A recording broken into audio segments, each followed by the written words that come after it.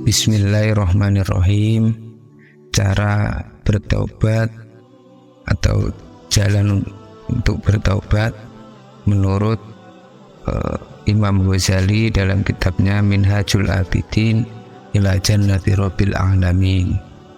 Yang pertama, taubat adalah sa'yun min masail qalbi ay huwa tanzihul qalbi anid tanbi. Taubat adalah usaha dari beberapa usaha yang bersifat hati, yaitu perbuatan hati. Apa itu tanzihul qalbi? Yaitu membersihkan hati dari beberapa dosa.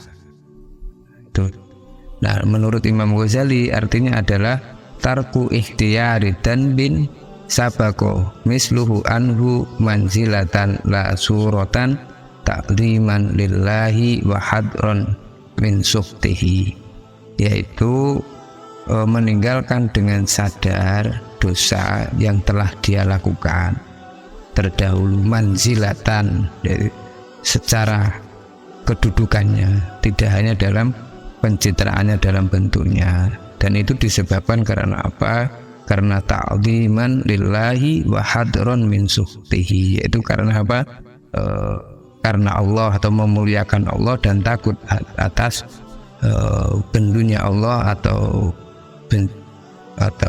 marahnya Allah kepada hamba. Nah, menurut Imam Ghazali itu ada empat syarat atau empat syarat, yaitu apa? Yang pertama, tarku ikhtiyari danbi wa huwa ayyutona qalbuhu wa yujarrida asmuhu alla yauda ila dzanbi albatat, yaitu apa?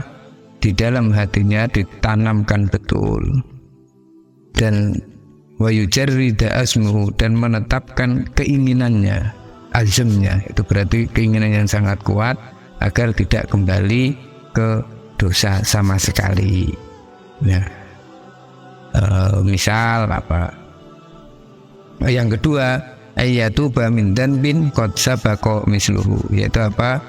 Bertobat terhadap dosa yang sudah dilakukan misluhu. Itu ya sepadanya, sepertinya. Jadi kalau dulu mabuk, sekarang tidak mabuk. Kalau dulu berbuat maksiat, sekarang tidak berbuat maksiat. Kalau dalam kitabnya Imam Ghazali itu dicontohkan, kalau Rasulullah itu tidak melakukan taubat. Karena apa?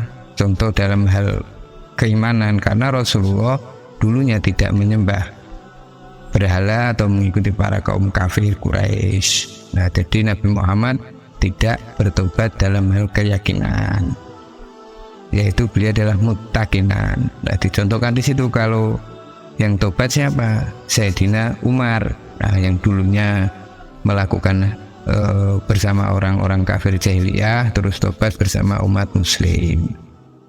Nah, yang ketiga apa?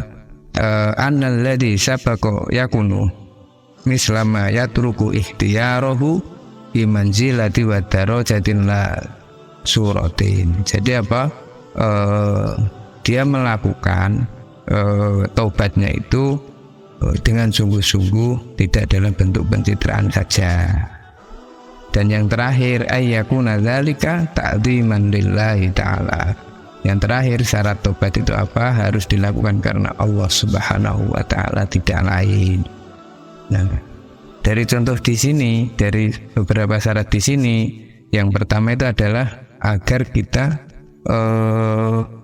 menguatkan dalam hati untuk tidak melakukan dosa apapun. Nah, termasuk nanti di sini apa? Hal-hal yang mengarah ke perbuatan dosa.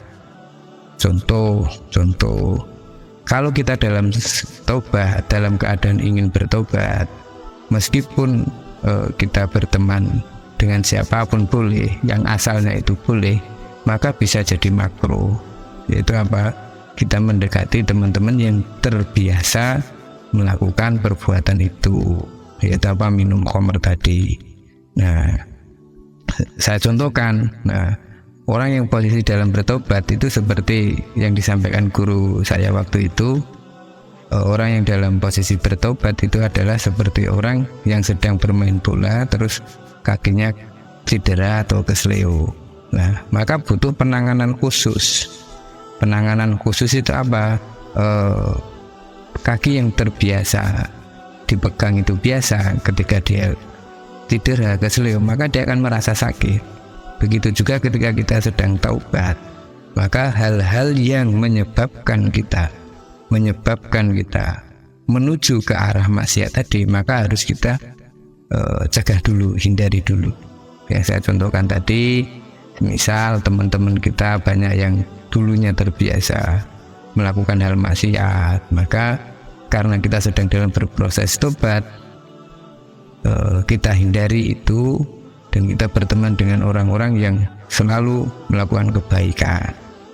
Contoh di dalam kitabnya tadi Imam Ghazali mengutip pernyataan Rasulullah, qala Rasulullah nadratun ilal alimi ahabbu ilayya min ibadatin sanatin siyamiha wa qiyamiha.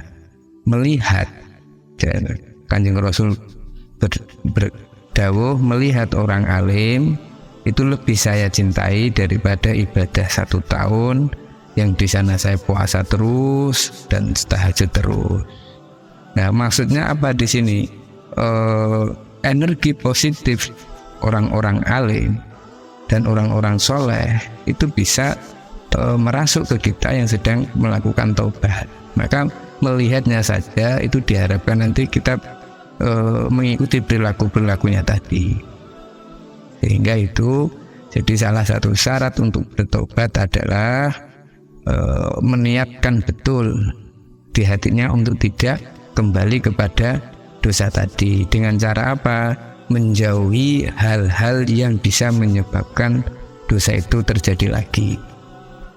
Yang saya contohkan tadi, ibarat kaki yang kesleo, maka hal-hal yang dulunya boleh, al-asul fil asya'i ibahah, dasar dalam segala hal dalam Islam itu boleh, maka karena kita dalam sedang taubat, maka kita menghindari itu dulu.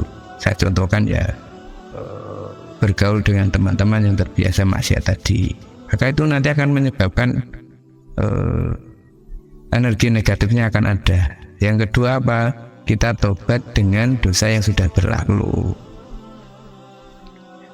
Yang ketiga apa? Yaitu tobatnya itu betul-betul tobat, tidak dalam pencitraan. Dan yang terakhir, tobat itu dilakukan karena kita sedang ta'ziman, mencari ridhonya Allah Subhanahu wa ta'ala. Demikian, terima kasih. Assalamualaikum warahmatullahi wabarakatuh.